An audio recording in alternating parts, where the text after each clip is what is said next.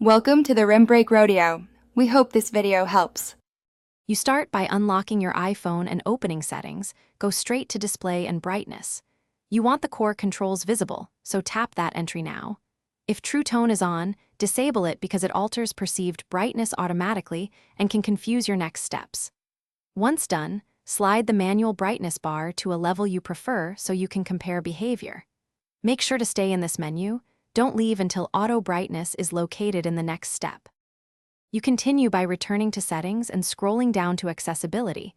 This contains deeper display options. Tap display and text size so you can see auto brightness listed among text and contrast controls. Toggle auto brightness off. This stops the system from adjusting screen luminance based on ambient light. Once toggled, test by covering the sensor or moving to a darker area. The brightness should remain fixed at your chosen level. If it still changes, review True Tone and night shift settings. You finish by confirming the change. Restart your iPhone and return to display and text size to ensure auto brightness stayed off. Make sure night shift and any scheduled display modes are disabled because they also alter color and brightness based on time. If brightness still changes unexpectedly, update to the latest iOS or choose Reset All settings as a targeted troubleshooting step.